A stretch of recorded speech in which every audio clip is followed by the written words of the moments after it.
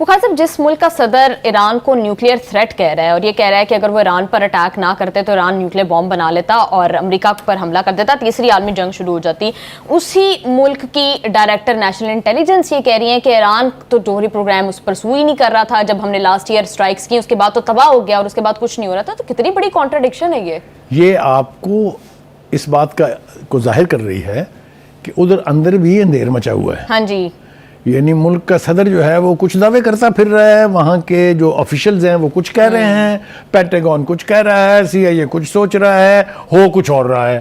تو یہ جو قسم پرسی کا حال ہے اس نے اور زیادہ ایکسپوز کیا امریکن ایڈمنسٹریشن کو. لوگوں کا خیال یہ تھا کہ بہت ہی سینئر، بہت ہی میچورڈ لوگ وہاں ہوتے ہیں جو پالیسی کے عین مطابق چلتے ہیں، لیکن ان کی بدقسمتی یہ ہے کہ ان کا اوپر بندہ ایک ایسا ہے جس کی نہ کوئی پالیسی ہے، نہ اس کی کوئی زبان ہے، نہ اس کا کوئی عہد ہے، نہ اس کا کوئی پیمان ہے. اینی وے اس نے کیا کہا ہے؟ اس نے وہی بات کہی ہے جو ٹرمپ 1 درجن سے زیادہ مرتبہ کہہ چکے ہیں کہ ہم نے ایران کا سب کچھ تباہ کر دیا تھا جب پچھلے سال جون میں. Is that right? جی ٹھیک ہے. او بھائی میرے، تو پھر ایٹم بم کہاں سے بنا رہے تھے جو تم نے کہا کہ اگر میں حملہ نہ کرتا تو 1 ہفتے میں انہوں نے بم بنا لینا تھا، اور پھر بم انہوں نے ہمارے پر مار بھی دینا تھا. ہاں جی، تیسری عالمی جنگ شروع ہو جانی تھی. تیسری عالمی جنگ. یعنی آپ اندازہ کریں یار، یہ صدر ہے یار، اس طرح کی بڑھ تو ہمارا کوئی سبزی والا نہیں مارتا یار. جی اینی ایک تو یہ، دوسری یہ کہ اس کے ان تمام بیانات کا بھرکس جو ہے وہ کسی باہر والے ماہر نے یا کسی اینکر نے نہیں نکالا ہے. جیسا آپ نے کہا کہ ان کے ملک کی جو نیشنل انٹیلیجنس کی ڈائریکٹر ہے، تلسی بگاڑ نام ہے ان کا، انہوں نے کہا کہ یہ سب جھوٹ ہے. ہم نے جو ان کی ساری نیوکلیر فیسلٹی تباہ کی تھی پچھلے سال، اس کے بعد تو کوئی سوال ہی پیدا نہیں ہوتا. انہوں نے رخ ہی نہیں کیا اس طرف کے بم بنائے. یعنی انہوں نے اپنے نیوکلیر پروگرام کو پرسو ہی نہیں کیا ہے. آپ ذرا اندازہ کیجئے گا کتنی بڑی کنٹرڈکشن ہے. جی بخار صاحب، دوسرا معاملہ جس پہ تلسی گباڑ نے ایک اور جو ہے وہ بات کیا، اس نے پاکستان کے بیلسٹک میزائلز کے اوپر بات کی کہ پاکستان کے اوپر اتنے لانگ رینج میزائل ہیں جو کہ چین، رشیا اور نارتھ کوریا کی طرح امریکہ تک مار کرنے کی صلاحیت رکھتے ہیں، یعنی امریکہ کے لیے ڈائریکٹ تھریٹ ہے. تو وہ ساری قربتیں، وہ فیلڈ مارشل کی تعریفیں، وہ پرائم منسٹر کی تعریفیں اگر تو آپ مجھ سے ایک پاکستانی کی حیثیت سے پوچھیں جی تو میں کہوں گا آ مزہ گیا. پنجابی میں کہتے ہیں آ سواد گیا ہے. یعنی اتنی دہشت ہے ہماری کہ اس کے تحت وہ ہمارے پرائم منسٹر اور ہمارے فیلڈ مارشل کی منتیں ہی آلموسٹ خوشامد کرنے پر اتر آئے ہیں امریکہ کے پریزیڈنٹ. ہمارا پروگرام جو ہے it was never America specific. یہ ہماری ڈاکٹرن جو ہے، نیوکلیر ڈاکٹرن کہتی ہے کہ اٹ از انڈیا اسپیسیفک، اور وہ بھی for the defensive purposes.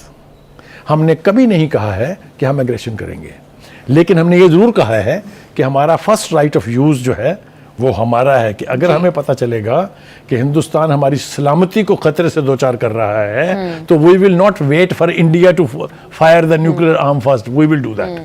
But that is specifically, totally specifically it was planned, executed, completed, commissioned for India.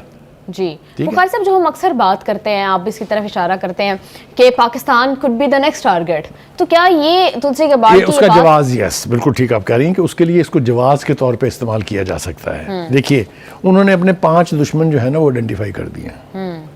ان کا ایک پاکستان ہے، ہاں جی، ایک نارتھ کوریا ہے، ایک ایران ہے، ایک روس ہے، ایک چین ہے. جی ان کو آنے والے وقت میں ان 5 ممالک کی الائنس نظر آ رہی ہے. غور سے سنیں میں کیا کہہ رہا ہوں. جی ان کا خیال یہ ہے کہ یہ 5 ملک جڑیں گے اور امریکہ کے لیے بہت بڑا تھریٹ بنیں گے. That part I agree. جی ٹھیک ہے بخار صاحب. اور اس میں ایک اور بڑی ہپوکریسی یہ ہے کہ پاکستان کا میزائلز تو بہت نظر آ رہے ہیں امریکہ کو، at the same time Bharat جو کہ 12,000 کلومیٹر تک وہ اس کی رینج ہے اس کے میزائلز کی، ابھی تک ہم نے 3,500 کلومیٹر سے اوپر رینج کلیم نہیں کی ہے. جبکہ انڈیا یہ کلیم کرتا ہے کہ اس کا جو میزائل ہے وہ 12,000 کلومیٹر تک مار کر سکتا ہے. لیکن ٹوٹ جائے گا منہ امریکنوں کا، مر جائیں گے شاید ٹرمپ صاحب اگر انہوں نے ہندوستان کا نام لیا تو. یہ جو باعث ہے نا، یہ سب سے خطرناک بات اس ساؤتھ ایشیا میں یہی ہے کہ امریکہ آنکھیں بند کر کے پاکستان اور چین کو سبق سکھانے کے لیے ہندوستان کی ٹوکری میں سارے اپنے انڈے ڈال رہا ہے. Last but not the least, ایک ہمارے جو سابقہ امریکہ کے سفیر ہیں جلیل عباس جیلانی، انہوں نے بھی یہی کہا ہے کہ ہمارا بام ہمارا میزائل سسٹم یہ سارا انڈیا اسپیسیفک ہے. بخاری صاحب آپ کو نہیں لگتا کہ پاکستان بہت مشکل میں پھنس چکا ہے؟ ایک طرف ایران اور سعودی عرب کے درمیان جو کشیدگی ہے وہ والا معاملہ, پھر امریکہ کے ساتھ اچھے تعلقات تھے, ہمیں بیلنس رکھنا تھا دونوں سائڈوں پر, چین کے ساتھ بھی بیلنس رکھنا تھا, اور اب امریکہ کی نیشنل انٹیلیجنس کی ڈائریکٹر کی جانب سے اس طرح کا بیان آنا, چاروں شانے جس وقت آپ اس طرح کی سچویشن میں پھنستے ہیں تو آپ کی لیڈرشپ کا امتحان ہوتا ہے کہ آپ اس کو کیسے ہینڈل کرتے ہیں. سو for I will give the credit to Pakistan government and more than that to the field marshal کہ ہماری ڈپلومیسی, ہماری پالیٹکس, یہ سب کچھ ایک بیلنس کے تحت چل رہی ہے. We are acceptable in every capital. عرب بھی ہماری بات سن رہے ہیں, مسلم کنٹریز بھی ہماری بات سن رہی ہیں, امریکہ بھی سن رہا ہے, ایران بھی سن رہا ہے. This is a unique position.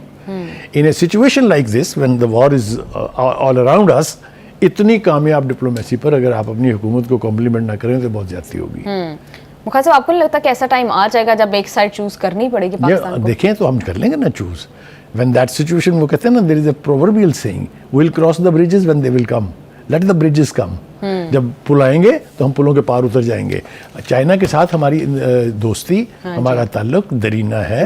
وہ میں نعرے دہرانا نہیں چاہتا ہوں. It's deeper than ocean, it's higher than Himalaya, it is sweeter than honey, it is stronger than iron and so on. وہ کام آئے گی نا.